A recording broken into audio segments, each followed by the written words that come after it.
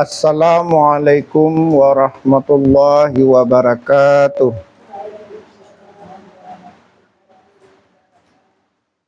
Innal hamdalillah nahmaduhu wa nasta'inuhu wa nastaghfiruh wa na'udzu billahi min syururi anfusina wa min sayyiati a'malina. May yahdihillahu fala mudhillalah wa may yudlil fala hadiyalah. Allahumma fashalli wa sallim wa barik ala Muhammad wa ala alihi wa ashabihi wa man tabi'ahum bi ihsanin ila yaumiddin. Ibu-ibu yang dimuliakan oleh Allah, kita lanjutkan pengajian kita. Pada Jumat lalu kita libur, karena saya Sa'zar ya. Oh ya. Karena saya kebetulan pergi ke bulan ya. Hampir nggak bisa turun lagi ya. Ya. Baiklah, pada siang ini telah sampai pada surah Al-Baqarah ayat 220. Mari kita simak bersama-sama. A'udzu billahi minasy syaithanir rajim. Bismillahirrahmanirrahim. Fid dunya wal akhirah wa yas'alunaka 'anil yatama qul islahul lahum khair wa in tukhalituhum fa ikhwanukum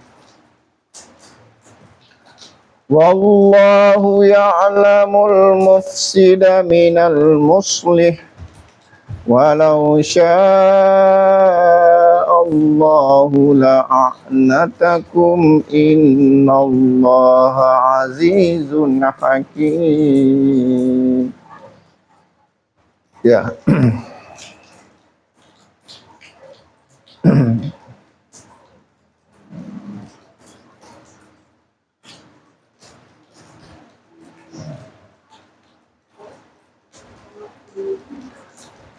Ibu yang dimuliakan oleh Allah, Allah berfirman fid dunya wal akhirah, dalam kehidupan dunia dan akhirat. Apa maksudnya ini? Maksudnya adalah kita hidup ini harus mempersiapkan dua hal. Yang pertama, kita persiapkan dunia ini. Yang kedua, mempersiapkan akhirat. Jadi manusia itu, Bu, dibagi 4. Yang pertama, ya, senang di dunia, senang di akhirat. Nah, yang pertama apa? Senang di dunia, senang di akhirat. Kenapa ada orang seperti ini? Di dunia kaya raya, mati masuk surga. Nah, ini orang hebat. Itu yang pertama. Di dunia kaya dia senang, mati masuk surga. Ini siapa nih kira-kira? Ya, orang kaya tapi dermawan. Makanya dalam satu hadisnya yang sahih Rasulullah bersabda, innallaha yuhibbu 'abdan taqiyya wal khafiyya wal ghaniyya. Sesungguhnya Allah sangat mencintai hambanya yang bertakwa, sederhana dan kaya.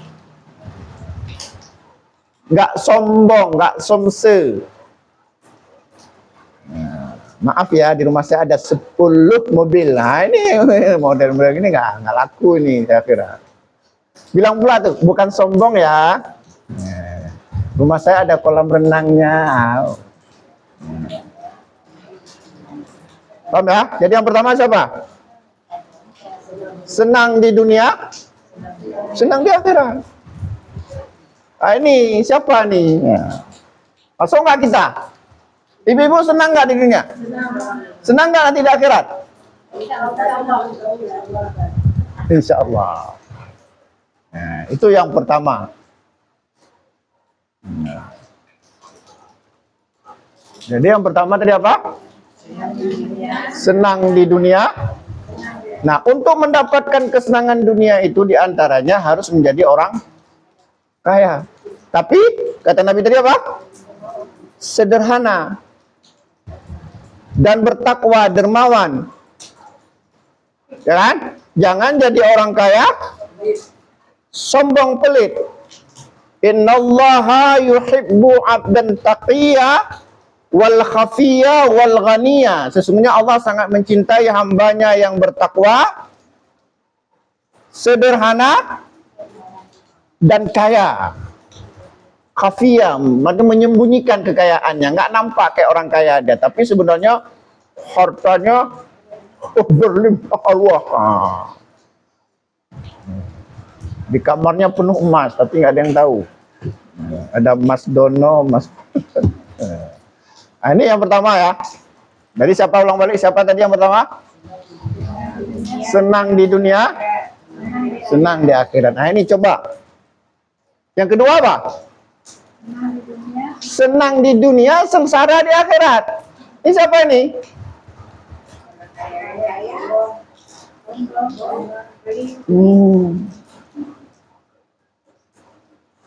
Bukan hanya orang Islam. Orang-orang kafir banyak yang kaya raya, tapi di akhirat sengsara. Ya. Ya. Man kana yuridul hayatad dunya wa zinataha nuwaffi ilaihim a'malahum fiha. Barang siapa yang menghendaki kehidupan dunia dan perhiasannya, Allah kasih. Allah siapa saja. Mau salat, mau enggak salat, asal berusaha, kasih. Nah. Ya. Man kana yuridul hayatad dunya wa zinataha nuwaffi ilaihim a'malahum fiha. Wa hum fiha la yubkhasun. Ulaika ladina nasibun. Ya. Error. Ya, apa tadi? Sesungguhnya orang-orang yang menghendaki kehidupan dunia dan perhiasannya Allah kasih, dan nggak akan dirugikan sedikit pun. Ya.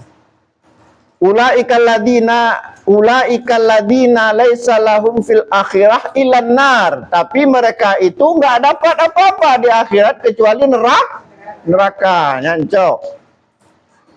Ya. Paham ya? Silakan cari uang sebanyak-banyaknya, mau halal mau haram, dapat. Itu enggak? Orang main judi kadang-kadang juga menang, dapat. Tapi apa yang terjadi kemudian? Kalau tidak memperhatikan halal haram. Ulaikal ladina laisa lahum fil akhirah ilan nar. Mereka tidak akan mendapatkan akhirat kecuali neraka. Itu siapa tadi? Senang di dunia, susah di akhirat. Gimana kira-kira? Tertarik kita? Nah, ada nggak orang kayak gitu? Banyak. Berusaha senang di dunia, cari harta, cari harta sebanyak-banyaknya, bucuek sana, bucuek sini, selingkuh sana, selingkuh sini, ya kan? Pokoknya apa? Mabuk sana, mabuk sini. Apa lagi? Pokoknya semuanya. Tapi ingat, ulaikal ladina laisa lahum fil akhirah ilan nar. Mereka tidak akan mendapatkan akhirat kecuali itu ya. Itu sudah dua. Coba kita ulang lagi yang pertama tadi apa? Senang di dunia, senang di akhirat. Senang di dunia, senang di akhirat. Yang kedua, senang di dunia, sengsara di akhirat. Yang ketiga, pinter ibu ini. Kayaknya enak kali makan tadi ya. Apa kawan nasi ibu makan tadi? Ke mama. Sengsara di dunia, tapi bahagia di akhirat. Siapa itu? Orang yang sabar menghadapi penderitaan. Nah, apa buktinya? Perhatikan hadis ini. Kata Nabi, ma yazalul bala bil mu'mini wal mu'minah. Tidaklah bala itu apa? Penderitaan kan? Musibah. Ma yazalul bala bil mu'mini wal mu'minah. Tidaklah bala menimpa orang mukmin dan mukminah. Fi nafsihi, di mana bala itu menimpa dirinya. Apa maksudnya menimpa diri? Apa maksudnya menimpa diri? Assalamualaikum Bu dokter. Periksa. Oh, Bapak Ibu sudah kolesterol, asam urat, kurap, kencing manis, stadium 3, stadium 4, stadium 5. Itu apa? Menimpa diri kita. Tiba-tiba kita sakit. Wa waladih, atau musibah itu menimpa anak-anak atau keluarganya. Anak sedang sayang-sayang tiba-tiba meninggal dunia. Suami yang disayang-sayang, tiba-tiba meninggal dunia. Istri yang disayang-sayang, tuh, insya Allah. Tiba-tiba untuk keluarganya. Bersabar. Wa mali, atau musibah itu menimpa hartanya. Apa maksudnya? Baru aja beli HP. Mereknya apa? Dah hilang. Alah, dah hilang. Tadi taruh di mana? Di tempat wudhu, lupa ngambil, dah hilang. Jangan HP lah, yang lebih mantap sedikit apa? Mobil. Baru beli mobil. Apa mereknya? Innova. Baru beli Innova. Baru dielus 3 kali, 4 kali dulu. Besoknya hilang. Tapi bersabar. Hatta yalqallah, hingga orang ini bertemu dengan Allah. Apa maksud bertemu dengan Allah? Meninggal dunia. Wa ma alaihi khati'atun, tidak ada dosa sedikit pun. Apa maksudnya? Kalau nggak ada dosa sedikit pun kemana? Surga. Tadi di dunia susah. Kenapa susah? Sakit, meninggal keluarga, hilang harta, tapi dia bersabar. Sengsara di dunia, tapi di akhirat bahagia. Ada 3 ya. Yang pertama tadi apa?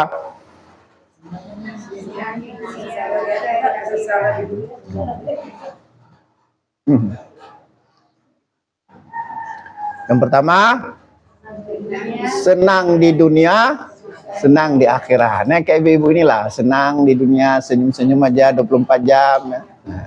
Makan nggak makan, senyum. Ya. Wajah-wajah pun manis-manis, banyak senyum. Di akhirat masuk surga. Insyaallah. Yang kedua, senang di dunia, di akhirat sengsara. Di dunia ini senang dia, banyak uangnya. Tidur di atas uang. Tilam kasur itu isinya kapas, dibuka kapas, ditaruh uang. Tapi nggak pernah salat, nggak pernah puasa, nggak pernah bersedekah. Ini ya, itu senang di dunia, sengsara di akhirat. Kayak orang-orang kafir misalnya, atau orang Islam tadi yang nggak pernah salat, nggak pernah puasa. Mau. Dah. Yang ketiga, sengsara di dunia, senang di akhirat. Ya, ada nggak tuh? Banyak juga sengsara di akhir dunia ini, ya. Tapi dia bersabar, tetap salat, walaupun nggak makan tetap salat. Ya, walaupun nggak makan tetap salat, walaupun nggak makan tetap sehat. Kenapa? Hah? Maksudnya dia nggak makan durian, lainnya makan. Ya. Nah, yang terakhir, yang keempat, apa? Aduh, mati kita. Sengsara di dunia, sengsara di akhirat. Apa ini? Di dunia susah, makan nggak makan, salat nggak mau. Paham ya? Di dunia sengsara, di akhirat sengsara. Ada nggak orang kayak gini? Hanya udah nggak ada kerjaan, hidup menumpang sama orang, disuruh salat nggak mau. Ini ternyata keempat model ada. Minimal kita pilih mana? Minimal itu maksimal. Minimal nomor 3, sengsara di dunia tapi senang di akhirat, nggak apa-apa. Apalagi cuman sengsara di dunia hanya berapa paling lama? 60 tahun. A'maru ummati, kata Nabi, umur umatku ma baina asitina ila asab'in. Rata-rata antara 60 sampai 70 tahun. Wa aqalluhum man yadudu dalika. Amat sedikit yang melewati batas. Tapi sengsara di akhirat selama-lamanya. Nah, ini maka jaga akhirat, maka fit dunia wal akhirah, dunia dan akhirat. Itulah maksudnya apa? Di dunia senang, di akhirat senang. Itu maksudnya. Maksud ayat ini fit dunia wal akhirah, dunia dan akhirat artinya apa? Di dunia senang, di akhirat senang. Jangan sampai di dunia senang, di akhirat sengsara. Yang lebih mupalau, di dunia sengsara, di akhirat sengsara. Nah, itu yang pertama tafsir ayat ini. Yang kedua, kita nggak dapat akhirat kalau nggak mengurus dunia ini. Betul nggak? Kita nggak dapat akhirat nggak kita urus dunia ini. Akhirat itu ibarat buah, Bu. Ibarat buah, menanamnya di dunia. Paham ya? Bisa nggak kita makan beras jika nggak ada yang nanam? Nanam itu di mana? Di dunia. Maksudnya di dunia lah, maksudnya. Kita petik, hasilnya di akhirat. Maksudnya apa? Kita nggak akan dapat akhirat kalau kita tidak beramal di dunia. Di dunia, karena beramal bukan di akhirat. Di akhirat bukan nggak ada lagi amal, tinggal memetik hasilnya. Panen. Contoh gini, coba perhatikan ayat ini. Allah berfirman, wa anfiqu mimma razaqnakum min qabli ayatiya ahadakumul maut. Fayaqula rabbi laula akhartani ila ajalin qarib fa asaddaqa wa aku minas sholihin. Allah berfirman, berinfaklah oleh kalian dari rezeki yang Allah berikan sebelum datang kematian. Orang-orang yang terlanjur mati, atau ada akan mati, terlanjur mati, mereka mengatakan, Rabbi laula akhartani ila ajalin qarib. Ya Allah, jika engkau bisa menangguhkan kematianku sebentar saja. Ngapain? Fa asaddaqa, aku ingin bersedekah. Wa aku minas sholihin, dan aku ingin menjadi orang-orang yang soleh, beramal soleh. Apa maksud ayat ini? Di akhirat ternyata nggak bisa beramal lagi. Beramal itu di dunia, bersedekah itu di dunia, bukan di akhirat. Akhirat itu kita mati hasilnya saja, mati pahalanya aja. Ingat ya, kalau ada orang meninggalkan dunia ini, tidak mau mengurus dunia ini, nggak akan dapat akhirat. Misalnya kerjanya apa? Salat saja, meratib saja. Sementara dunia ini nggak mau tahu. Istri udah makan atau belum? Wah, ada urusan. Anak ada uang SPP atau enggak? Nggak ada urusan. Bilang manaknya, mama, minta uang, bayar SPP. Minta sama ayah, ayah sedang berzikir. Benar. Ya, paham ya? Berzikir itu untuk akhirat. Tapi kita kalau nggak mengurus dunia ini, dapat akhirat. Berzikir itu sunat, nafkah. Betul. Allah juga mengatakan fantasyiru fil ard, berkeliaranlah kamu di dunia, berkeliaranlah kamu di muka bumi, cari karunia supaya kita bahagia di dunia. Kalau kerjanya meratip-ratip saja, mana dapat rezeki? Paham ya? Allah kasih rezeki. Allah nggak akan kasih rezeki jika nggak mau berusaha. Innallaha la yughayyiru ma biqaumin hatta yughayyiru ma bi anfusihim. Allah tidak akan merubah nasib satu kaum kalau kaum itu nggak mau merubah dirinya sendiri. Kalau mau kaya, berusaha kaya. Bisa nggak kaya dengan meratip-ratip? Nah. Mau dapat istri yang cantik jelita, harus berusaha. Mau dapat suami ganteng kaya raya, harus berusaha. Nggak akan dapat kalau nggak ingin dapat suami istri yang cantik salehah, harus berusaha. Berusahanya dengan apa? Dengan menebalkan dompet. Rekening. Jadi cinta ditolak, dompet bertindak aman. Itu dia. Nggak akan mau kaya usaha. Bahkan kalau kita sudah diberikan beras tapi tidak mau berusaha, masa nggak akan bisa kita makan nasi? Innallaha la yughayyiru ma biqaumin hatta yughayyiru ma bi anfusihim. Allah tidak merubah nasib suatu kaum sebelum kaum itu merubah dirinya sendiri. Nah, gue serahkan sama Allah. Kita dakwah-dakwah aja lah. Anak istri serahkan pada dosa itu. Kan ada juga model kayak gitu. Anak ditinggalin, istri tinggalin pergi lama-lama. Berbulan-bulan Itu kayak mana tuh? kemana-mana.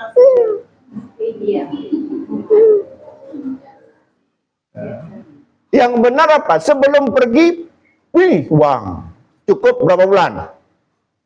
3 bulan. Itu baru hebat. Kalau serahkan kepada Allah, tak bisa. Nih sebelum boleh aja, namanya berdakwah itu kan bagus. Tapi ini uang 10 juta. Abang pergi selama 3 bulan. Ini uang 10 juta. Nggak cukup. 20 juta. Nggak cukup. 30 juta. Di mana ambil uang? Dari langit. Enak aja ngomong ya. Seolah-olah uang itu apa? Daun dibakar. Mangga. Ya, itu dia ibu-ibu. Ya, nah, jadi kita ulangi lagi. Tafsir fit dunia dan akhirah ada 2. Yang pertama tadi apa? Tentang model manusia. Ada 4 ya. Senang di dunia, senang di akhirat. Yang kedua, susah di dunia, senang di akhirat. Yang ketiga,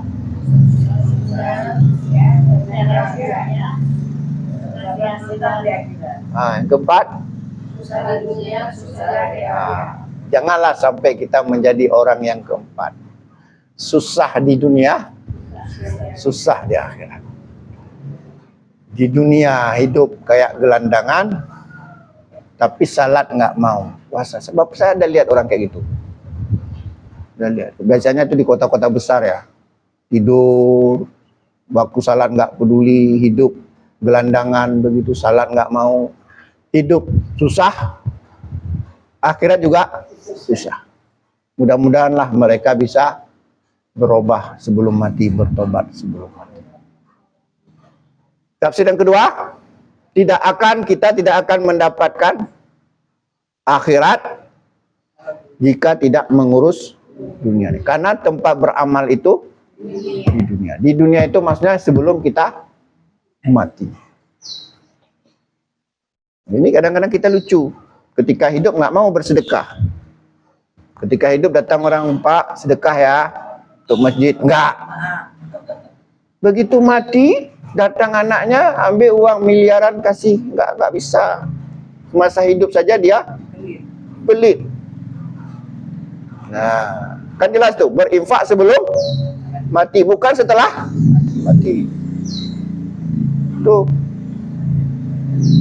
Nah, karena setiap amalan itu tergantung pada niat. Innamal a'malu binniat. Dan orang yang berniat itu masih ada nyawa, masih hidup. Jadi Ustaz, kayak gelandangan itu kayak mana? Jadi kan maksudnya dia sholat. Jadi gelandang tabrak. Tentang itu berdosa apa enggak? Dosa. Ya dosa lah. Karena nggak ada pembebasan bagi gelandangan. Yang ada pembebasan apa? Orang gila. Ya. Al-majnun, orang gila hingga dia sadar. Anak kecil hingga dia balik. Kan gitu. Ya. Rufi'a al-qalam an salasin. Diangkat pena itu pada 3 golongan. Berapa? Orang gila hingga dia sadar. Nah, al-majnun, ya, orang gila, atau yang qila. Kemudian anak kecil hingga dia dewasa. Nah, kemudian satu lagi, orang yang apa? Ya, tadi orang gila hingga sadar, anak kecil hingga orang dewasa. Dan yang ketiga itu ya, orang yang apa? Orang pikun itu juga dibebaskan. Ya. Dibebaskan. Ya, itu sudah dianggap anak kecil balik. Ada satu lagi ya, saya lupa pula. Ya. Ada 3 dia. Jadi orang gila hingga dia sembuh.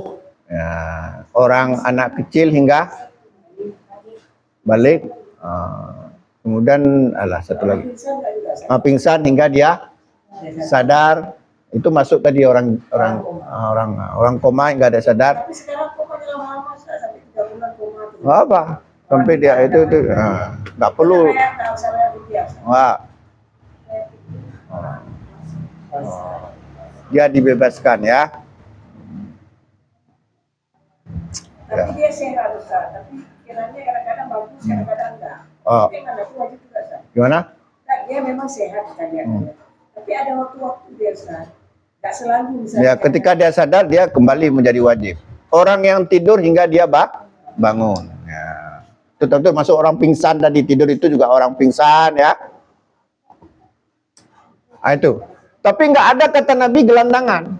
Karena gelandangan itu dia hanya tabiat saja, bukan karena kerusakan jiwa. Kalau orang gila kerusakan jiwa, orang tidur karena jiwa juga. Apa tadi lagi? Orang yang pikun karena jiwa. Anak kecil juga karena jiwanya belum tapi nggak ada namanya gelandangan. Gelandangan itu karena dia kepingin jadi orang kotor. Ya mungkin karena keadaan, nggak mau berusaha, nggak mau mandi, nggak mau bekerja, hanya minta dikasihani. Ya begitu. Oh, kalau kita tanya kayak mana dia salat, badannya penuh najis ya, dia sendiri nggak mau mandi, nggak mau nyuci.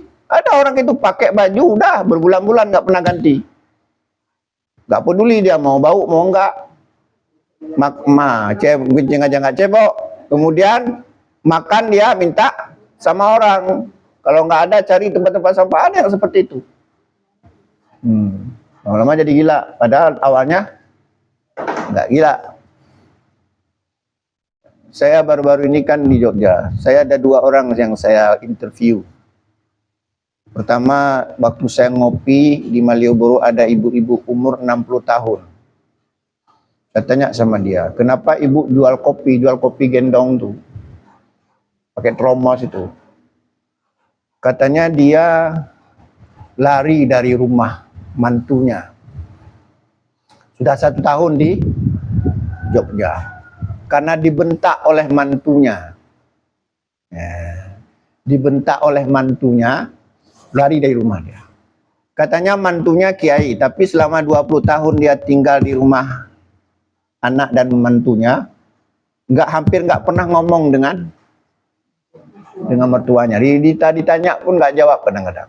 Jadi pada suatu hari dibentaknya, saya lari dari rumah. Dia ke Malioboro, nggak ada satu orang pun yang tahu, masuk anaknya. Kerjanya apa? Jual kopi itu. Nah, itu. Masih, tapi nggak tahu kalau mamaknya di Malioboro. Pada suaminya mantunya kiai. Nah, seorang kiai kayak gitu nggak ada menolak. ya, ibu tanya aja sama dia. Jangan tahu saya. Mana tanya sama saya.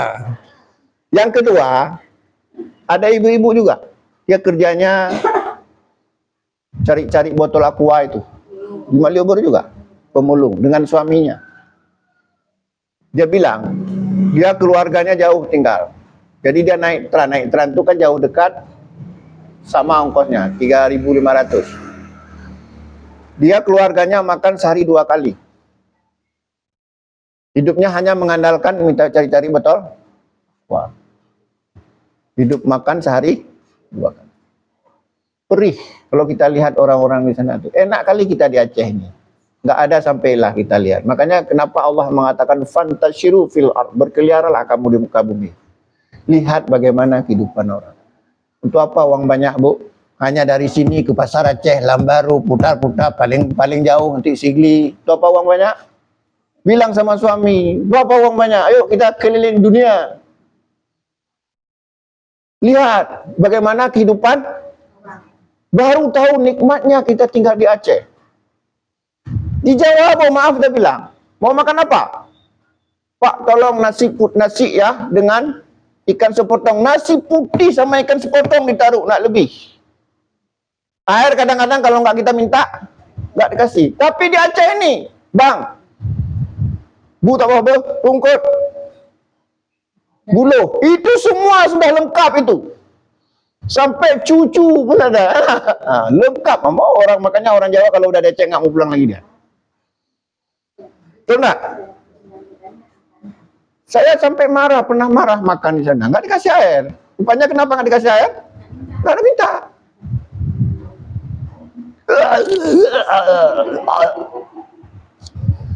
Oh, enak. Dan kalau kita lihat sana, oh masya Allah, berkah kali Aceh ini berjilbab. Di sana masya Allah, kalau nggak ada iman, selesai udah. Udahlah, ya Allah, kalau nggak ada iman kita, enak kali kita tinggal di Aceh ini. Makanya bersyukurlah. Tapi kita kalau nggak ada bandingan nggak terasa. Maka perlu kita berjalan-jalan untuk melihat bandingannya. Bagaimana kita katakan jelek jika tidak ada bandingan yang baik? Bagaimana kita katakan yang baik jika tidak ada? Bagaimana kita bilang orangnya gendut kalau nggak ada yang kurus? Bagaimana kita bilang dia kurus kalau nggak ada yang gendut? Bagaimana kita bilang tinggi kalau nggak ada yang rendah? Bagaimana kita bilang rendah kalau nggak ada? Bagaimana kita bilang dia black sweet jika tidak ada putih? Harus ada bandingannya. Ya kan? Itu dia. Jadi itulah, Bu. Tafsir apa tadi? Apa tadi? Fit dunya wal akhirah. Nah. Ya, kemudian kita lanjutkan.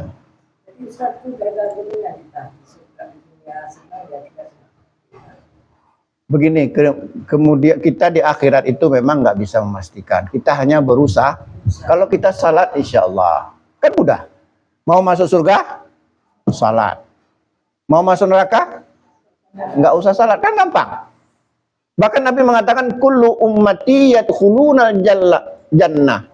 Kullu ummati yadkhulunal jannah ila man aba. Kata Nabi, kullu ummati, seluruh umatku yadkhulunal jannah ila man aba. Seluruh umatku akan masuk surga kecuali orang yang nggak mau. Ada orang nggak mau masuk surga? Kalau para sahabat bertanya, ya Rasulullah, wa man ya'ba? Wahai Rasulullah, siapa yang nggak mau masuk surga? Apa jawaban Nabi? Faqal, Nabi menjawab, man ata'ani, barang siapa yang taat kepadaku, dakhalal jannah, ia pasti masuk surga. Wa man asani, barang siapa yang bermaksiat kepadaku, faqad aba, itulah orang yang enggan masuk surga. Insyaallah kalau kita patuh pada perintah Nabi, Nabi suruh salat, salat. Nabi suruh pakai jilbab, jilbab. Nabi bilang jangan dengki, nggak dengki. Nabi bilang jangan putuskan tali silaturahim. Insyaallah kita masuk surga, gampang kali masuk surga. Sebenarnya jalan ke surga jelas. Kata bayana rusdu minal ghayyi, telah jelas jalan ke surga, jalan kebenaran dengan jalan yang sesat, gampang kan? Mau masuk surga? Salat. Nggak masuk surga? Nggak usah salat, gampang. Mau masuk surga? Puasa. Nggak mau masuk neraka? Nggak usah puasa, gampang. Bahkan anehnya, mau masuk surga itu terang-terangan. Salat, perlu nggak sembunyi-sembunyi? Tapi kalau mencuri, berzina, tapi anehnya kok malah suka yang sembunyi-sembunyi. Ya kan? Kalau kita berinfak, nggak perlu harus sembunyi-sembunyi. Walaupun bersembunyi-sembunyi untuk menjaga hati lebih bagus. Dah, salat. Tapi kalau untuk berbuat maksiat itu sembunyi-sembunyi, orang merampok, ada nggak terang-terangan? Enggak. Tunggu orang tidur dulu. Tengah malam, ambil linggis, buka congkel pintu, halal haram jelas. Wa kadzalika nufassilul ayati litastabina sabilil mujrimin, kata Allah. Demikianlah Allah turunkan ayat-ayatnya, jelaskan ayat-ayatnya untuk menjelaskan jalan orang-orang berdosa. Ya, kalau ingin masuk surga, jangan dendam. Kalau ingin masuk neraka, dendam mudah. Nggak pakai modal. Mau masuk surga, senyum, udah. Bahkan Nabi mengatakan banyak sekali, kata Nabi. Nah, ya.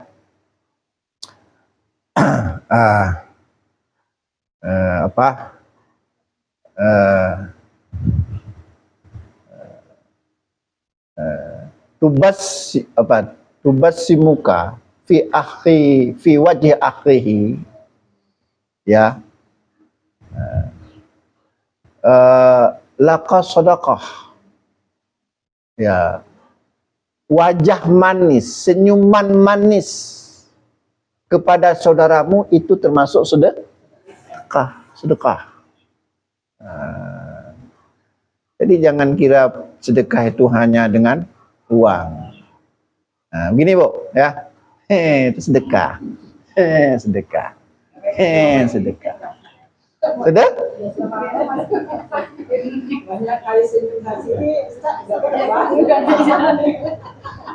Terserah lah, mau dianggap gila. Itu apa? Ya. Sedekahnya apa? Artinya membuat suasana gembira, kan, senang. Namanya senyum-senyum itu kan senang. Itu sedekah. Daripada stres cemberut aja. Makan cemberut, nggak makan cemberut. Lu senyum. Apa kabar Bu? Manis. Sedekah. Jangan terlalu berlebihan senyum. Kalau terlalu berlebihan senyum, ya penuh tuh di jalan mana? Kan kakap. Sebenarnya senyum itu sakit tuh. Ya. Makanya saya sering bilang Bu, ya. Kita bahagia itu ada dua. Ada bahagia batin, ada bahagia fisik. Bahagia fisik itu wajah senyum itu bahagia. Orang melihatnya pun juga bahagia. Coba kita. Itu mempengaruhi batin kita. Juga mempengaruhi batin kita. Apalagi muka kita ini ada garis wajah Bu. Coba perhatikan Bu ya. Ada garis wajah. Kalau kita sering tersenyum, maka terangkat ke atas wajah. Marah pun kayak senyum.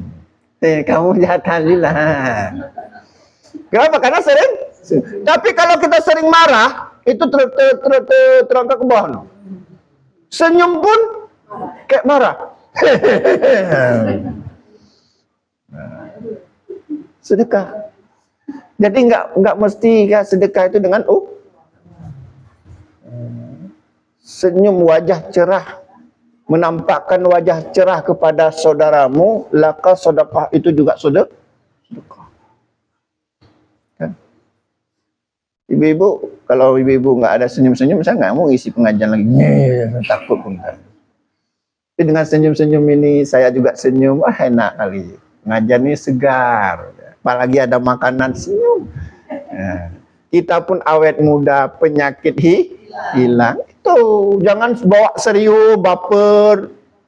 Serius saja. Sikit-sikit tersinggung. Itu nggak susah kita untuk senang. Nah, nggak ada kawan. Orang senyum, udah cemberut aja. Ya. Nah, gitu Bu ya. Kita lanjut ya. Jadi fit dunia wa yas'alunaka 'anil yatama, dan mereka bertanya kepadamu tentang anak yatim. Nah, ini baru masuk kepada anak yatim. Ini hati-hati anak yatim ya. Anak yatim itu mendapat posisi istimewa dalam ajaran Islam. Bahkan Nabi mengatakan ana wa kafilul yatim fil jannah hakadha. Aku dengan orang yang mengurus anak yatim di surga seperti ini. Jadi kalau ibu-ibu mengurus anak yatim, itu akan bersama Rasulullah, dekat dengan Rasulullah di surga. Nah, apa yang maksud dengan mengurus anak yatim? Ada dua. Mengurus anak yatim ada dua. Yang pertama nikah ibunya. Yang pertama apa? Ibunya. Memelihara anak sehingga dia punya ayah. Betul serius nih. Ini kadang-kadang kita aneh. Nikah lagi bukan nikah sama janda, anak kasih sama nenek.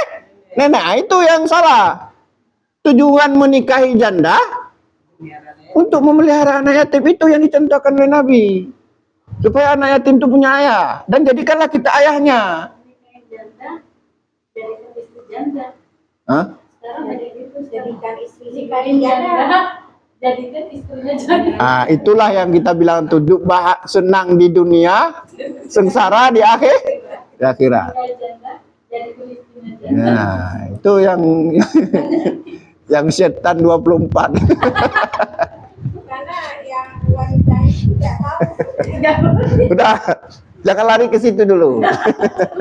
Ini aja. Jadi ya, betul nih.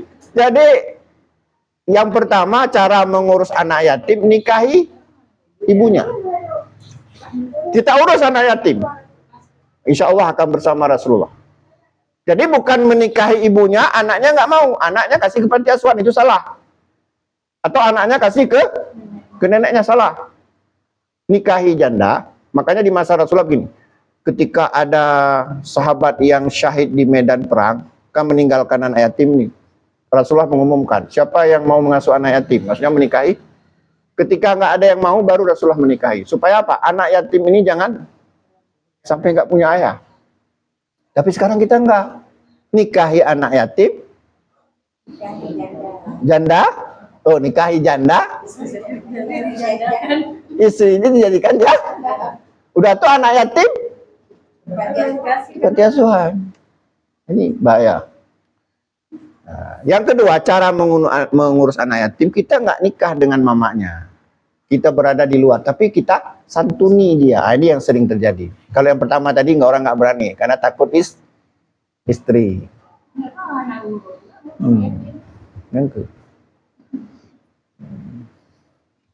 Ya.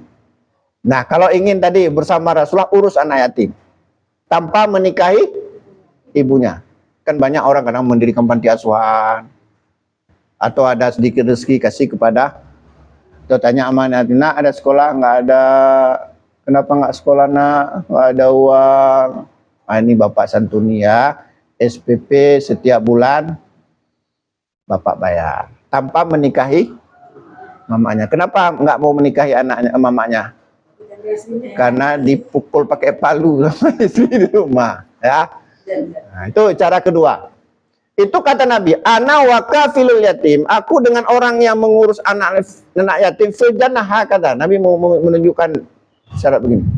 Aku dengan orang yang mengurus anak yatim di surga itu seperti ini.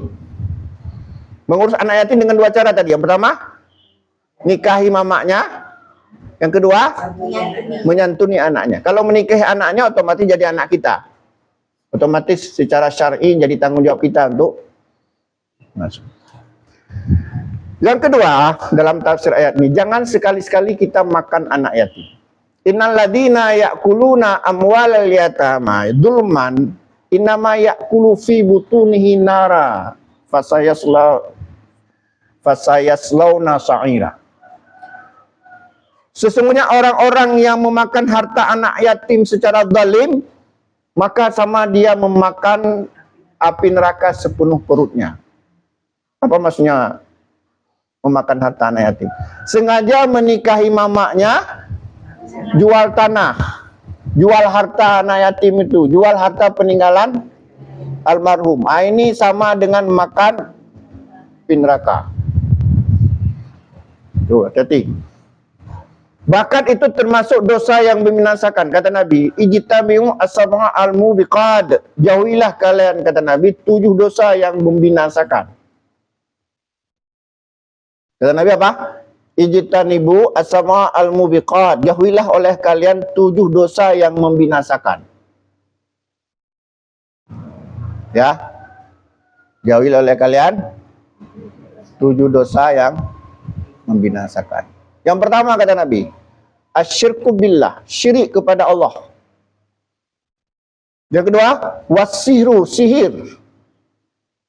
Yang ketiga, wa qatlun nafsi allati haramallahu illa bil haq, membunuh jiwa yang diharamkan oleh Allah kecuali dengan hak. Dengan hak apa misalnya? Dia membunuh, dibunuh lagi. Wa akul riba, makan riba. Wa akul malil yatim.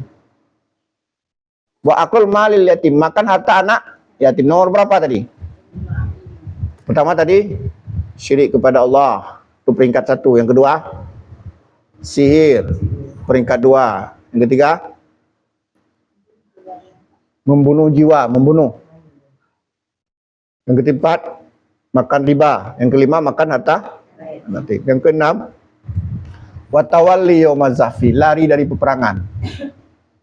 Berperang dah siap, musuh di sana, Allahu Akbar, semua lari ke belakang. Itu bahaya. Itu dosa besar itu yang membinasakan. Baru Allahu Akbar, Allahu Akbar, lari dah hilangnya. Ini orang pengecut nih, bahaya. Yang terakhir, waqafu al-ghafilatu al-mu'minat, menuduh perempuan yang baik-baik berzina. Menuduh orang suka ahli berzina, padahal dia wanita baik. Kita tuduh dia macam-macam. Ini termasuk dosa besar yang membinasakan. Gak ada bukti, gak boleh tuduh-tuduh orang. Nuduh orang berselingkuh, nuduh orang begini, padahal gak ada bukti, gak boleh. Nah, di antara 7 tadi, ada satu item, ada satu yang kata Nabi apa? Makan harta anak yatim. Nomor berapa? Ranking berapa? Nomor 5. Nah, sekarang boleh nggak makan harta anak yatim? Boleh. Perhatikan ayat ini. Allah berfirman, wala taqrabu malal yatim illa billati ya ahsan. Janganlah kamu dekati harta anak yatim kecuali dengan cara yang baik. Dengan cara yang baik. Contoh gini. Ini nggak ada beras di rumah. Paham ya? Tapi ada beras anak yatim sedekah orang. Itu boleh sekedar untuk makan sama-sama. Yang nggak boleh sengaja kita memperkaya diri makan harta anak. Ya, paham ya? Kalau misalnya ada keperluan mendesak, misalnya tadi kayak nggak ada beras di rumah, udah lapar, anak yatim lapar, yang memelihara juga lapar, yang ada cuman beras punya anak Itu boleh. Tapi minta izin sama dia. Nggak apa-apa. Dengan cara yang baik nggak apa-apa. Atau ada harta anak yatim, tapi ada keperluan mendesak sekali. Minta izin. Insya Allah nggak apa-apa. Yang tidak boleh tadi apa?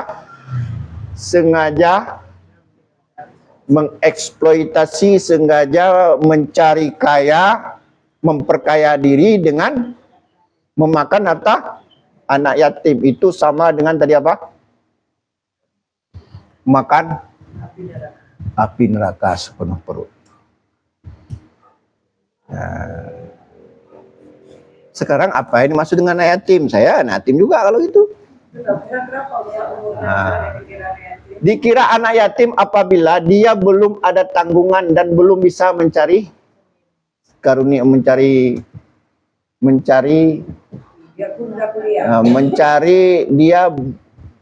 dia belum bisa mencari penghidupan sendiri, bukan karena malas, tapi karena dia masih kecil.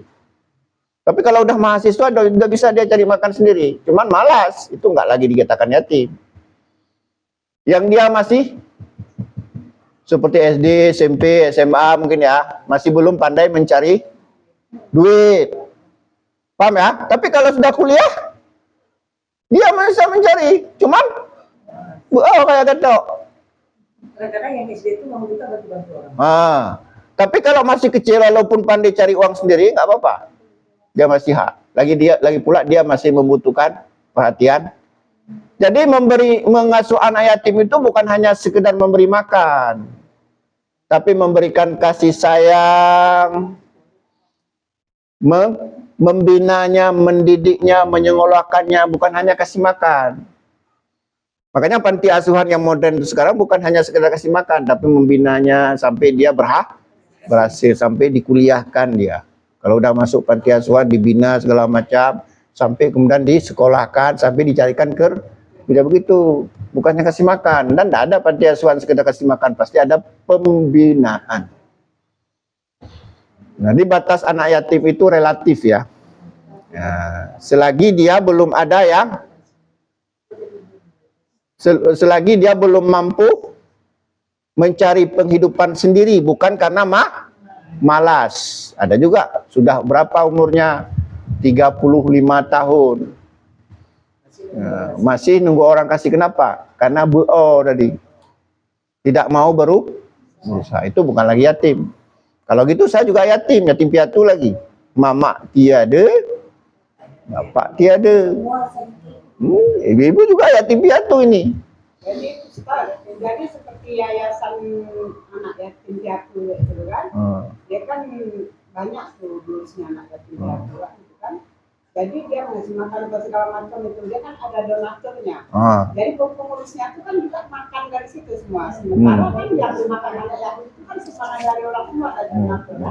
Jadi seperti pengurusnya itu kan makan dari situ juga. Itu nggak apa-apa. Itulah tadi ya. Karena dia ngurus. Lagi pula orang yang memberi bantuan itu tahu juga. Ya, tahu juga bahwa ketika dia berikan panti asuhan juga itu termasuk pengurus. Karena kalau nggak seperti itu nggak ada yang mau ngurus anak yatim. Paham ya? Kan pengurus itu juga perlu kehidupan. Amil. Termasuk. Banyak pengurus dari anak yatimnya gimana? Ini yang salah. Berjuta-juta untuk pengurus. Sisanya kasih. Ini itu tergantung pribadi, Bu. Tergantung tadi itu hati. Kalau misalnya dia buka panti asuhan tameng saja, kedok saja, tujuannya apa? Cari donatur sana, nanti begitu dapat. Pasolam. Nanti sisanya kasih. Itu manusia nggak sanggup kita pikir, Bu. Namanya manusia nggak sanggup kita pikir. Tapi normalnya ya sewajarnya sajalah.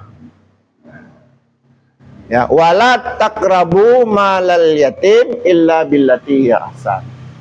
Janganlah kamu dekati harta anak yatim illa billati hiya ahsan, kecuali dengan cara yang baik. Ya, paham ya?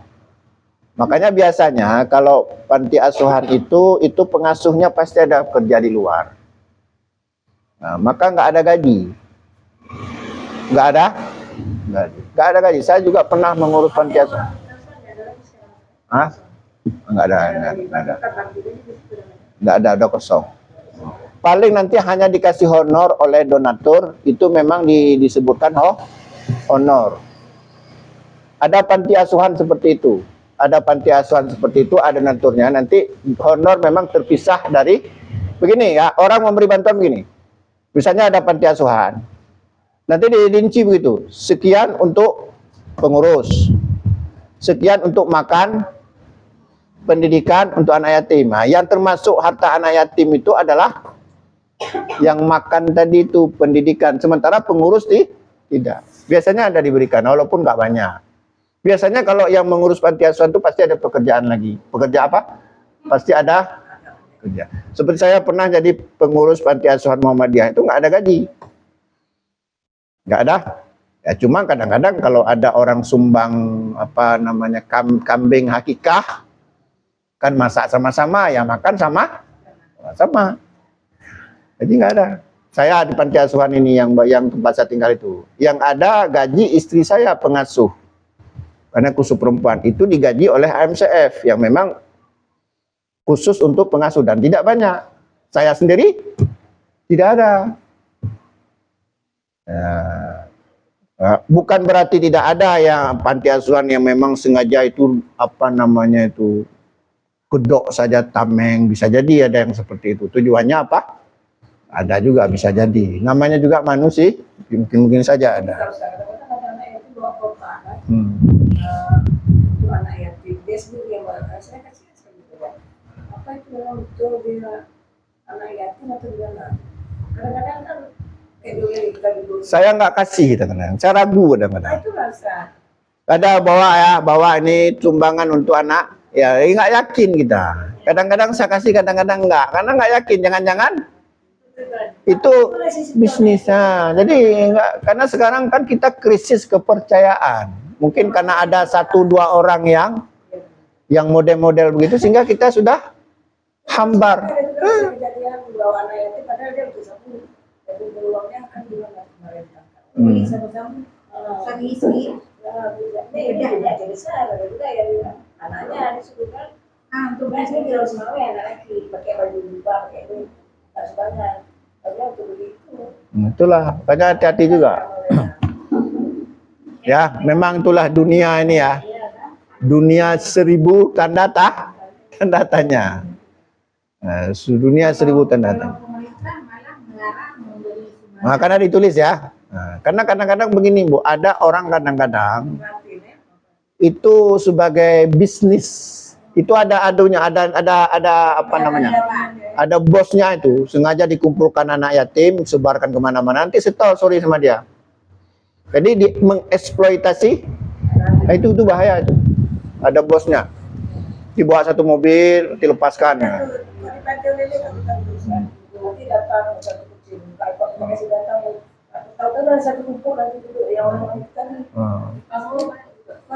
Itulah. Jangan kita kasih satu aja yang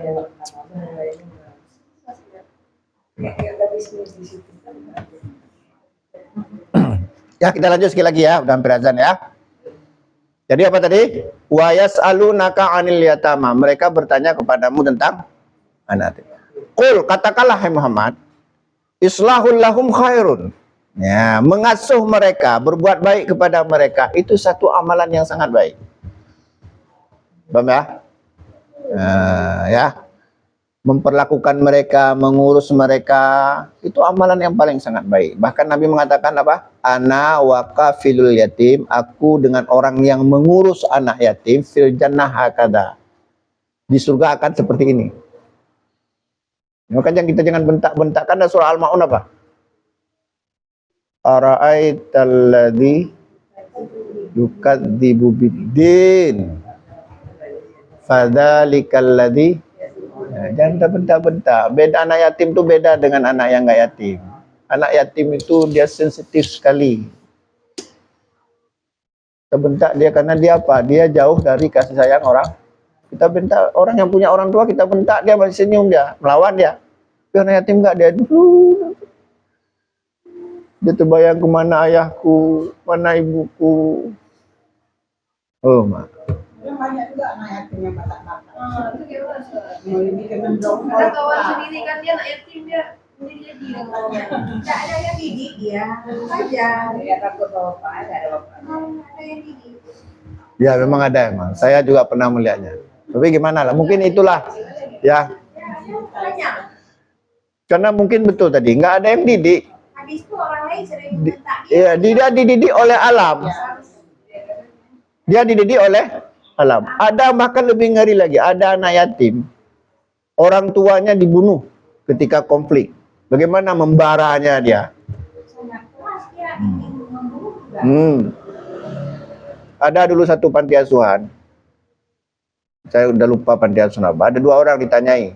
Tadi ditanya, apa cita-citamu? Ingin jadi GAM. Kenapa? Saya bunuh polisi, kena tentara. Kenapa? Bunuh ayah saya. Satu lagi ditanya, kamu jadi apa? Jadi TNI. Kenapa? Mau saya bunuh GAM. Karena dia bunuhnya anak saya, orang tua saya. Gitu. Anak kecil kan polos ya.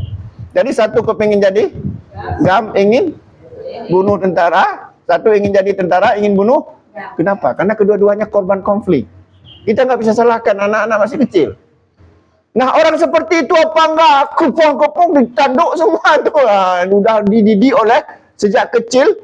Bahkan ada satu tuh dilihat dengan mata kepala sendiri, ayahnya diseret ke Honda tuh.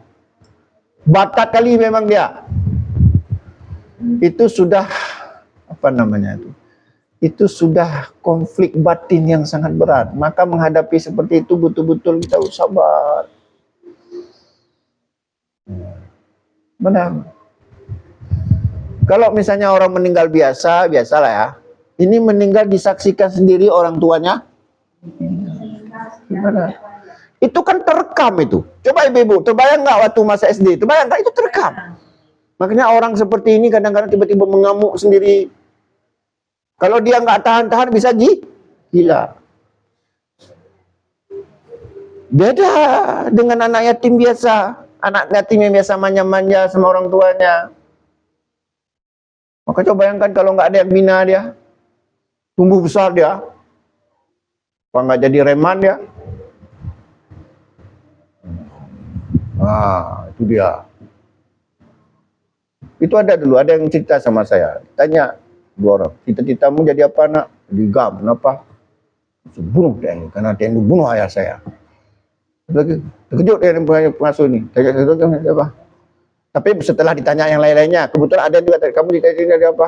Jadi TNI. Kenapa? Ingin perang sama GAM. Kenapa? GAM itu bunuh ayah saya. Kan dulu konflik itu. Itu sama-sama teriak Allahu Akbar. GAM teriak Allahu Akbar, TNI orang Islam juga Allahu Akbar. Yang mana yang mati syahid? Tapi biasanya kalau yang dalam TNI itu Ustaz, dia kan udah gembleng di situ, hilang rasa dendamnya tuh. Tapi kalau yang dari GAM ini, itu yang mungkin dendam terus dia sama TNI. Kalau dari TNI ini kan orang itu udah gina, udah gembleng ke sana kan udah hilang dendamnya, udah latihannya aja kayak kemana gitu kan. Pokoknya cukup lah gembleng kayak gitu. Ya mudah-mudahan lah. Ya pas semua jadi hilang rasa dendamnya. Mudah-mudahan. Soalnya saya pelajaran dulu yang paling dalam. Nah, tapi sekarang kan nggak ada lagi yang namanya GAM-GAM. Ini kan cerita dulu, nostalgia kita di masa konflik. Sekarang udah ada damai. Sekarang udah nih aman. Dulu masa-masa dulu tuh. Ya. Ya udah, kita lanjutkan sekali lagi ya. Ya. Jadi ya memperlakukan mereka ya. Jadi anak yatim, kalau pertanyaan tadi kenapa ada anak yatim yang bandel, memang betul-betul kadang-kadang memang paling bandel. Karena mungkin tadi ya kekurangan kasih sayang, curahan kasih sayang itu kurang. Bahkan ada yang nggak ada. Coba bayangkan, saya ada satu kenal orang bandel kali dia. Ibunya kerjanya kok nggak salah minta-minta. Ayahnya sudah meninggal, anaknya tinggal panti asuhan. Bandel kali dari panti asuhan tuh. Gimana kita? Nggak bisa kita samakan dengan anak-anak lain yang juga yatim. Mungkin dia hidupnya keras. Makanya anak jangan kita bentak, makin bandel dia. Anak kalau udah biasa kita tenak, dia suka temenak. Dia suka pukul. Saya pernah melihat, ya Allah ya Tuhan, saya pernah melihat orang tua mukul anaknya. Aduh, kenapa kok kayak gitu? Jangan kita pukul anak, dia dendam sama kita. Sebatat-batat dia jangan sampai kita pukul dia. Kalau kita pukul dia nanti dendam sama kita. Makanya kenapa ada anak yang durhaka sama orang tuanya? Karena kita perlakukan dia keras, kejam. Dia terekam itu, jejak digital batin dia itu nggak hilang. Mungkin ibu-ibu juga ingatkan siapa yang pernah menipu ibu-ibu masa SMA, ingat nggak? Ini makin ingat. Itu dia, ya. Wa in tukhalituhum, jika kamu bergaul dengan mereka, artinya kita hidup dengan kita, apakah dengan cara kita mengasuh atau mungkin kita menikahi ibunya atau hidup bersama kita, ya, fa ikhwanukum, maka dia saudaramu. Perlakukan dia sebagai saudara kita, jangan kita beda-bedakan. Misalnya dia tinggal di rumah kita ya, kan ada anak kandung kita, anak yatim, jangan kita beda-beda, anggap aja sama. Kita juga saudara. Walaupun nanti mungkin kita lebih sayang pada anak kita, jangan dibuka dia. Ya, nah, perlakukan dia sebagai saudara. Ini ayat. Fa ikhwanakum, dia saudaramu. Mungkin kita ada anak kita, tapi jangan depan-depan dia. Jangan sampai dia merasa ada sekat-sekat tersisih. Yang paling susah diobati itu, Bu, hati, Bu. Batin. Kalau fisik mudah. Seberat-berat fisik mudah mengobatinya. Tapi kalau batin ini kadang-kadang berpuluh-puluh. Kalau ada beratus-ratus tahun, beratus-ratus, kadang-kadang lu mesti ingat. Bahaya sekali. Makanya ada orang bilang ya, jika ditusuk, gimana? Ditusuk dengan, udahlah, nggak usah kita paksakan. Ya, wallahu ya'lamu mufsida, Allah mengetahui siapa orang yang membuat kerusakan. Nah, membuat kerusakan tadi itu, ya, mengasuh anak yatim tapi makan harta anak yatim, menikahi janda bukan mengasuh anak yatim tapi macam-macam lah, membuat kerusakan. Ya, Allah mengetahuinya. Nah tadi itu mengeksploitasi, nanti ada sumbangan untuk anak yatim tapi diambil oleh pengasuh. Padahal itu untuk anak yatim tapi diambil oleh sebagian besar pengasuh. Kalau mengambil sekedarnya untuk tabungan atau untuk untuk pembiayaan kembali untuk anak yatim, paham misalnya ada orang kasih 100.000 untuk anak yatim, dikasih 50 itu disimpan untuk pendidikan anak yatim, itu boleh, paham ya? Tapi kalau diambil oleh pengasuh untuk dirinya itu nggak boleh, karena kalau dikasih semua untuk anak yatim habis percuma begitu saja. Misalnya ada yang bantu anak yatim 1 juta, paham ya? 500.000 kasih ke 500 itu disimpan untuk apa? Untuk beli baju hari raya, beli buku. Pokoknya semua itu boleh. Itu hanya manajemen namanya. Pengatur, tidak termasuk memakan harta anak yatim. Tapi kalau misalnya ada orang sumbang 1 juta, 500.000 kasih ke anak yatim, 500.000 makan sate kita, miso. Nah, hati-hati.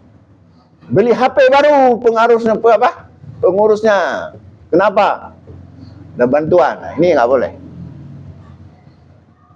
Makanya ya, orang mengasuh anak yatim bisa masuk surga, bisa masuk neraka. Berat. Nah, makanya sebenarnya ya, lebih mudah kita menikahi ya orang janda. Nggak menikahi janda itu berat. Kalau kita menyia-nyiakan anak, lebih bagus kita nikahi yang biasa-biasa. Nggak ada banyak risikonya. Kalau kita menikahi janda ini kan dia ada anak yatim. Gara-gara menikahi janda masuk neraka, mau? Nah, lebih bagus kita menikahi yang bukan janda.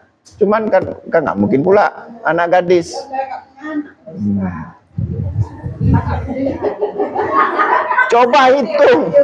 Coba hitung berapa janda nggak punya anak. Paling di antara 1.000 satu orang.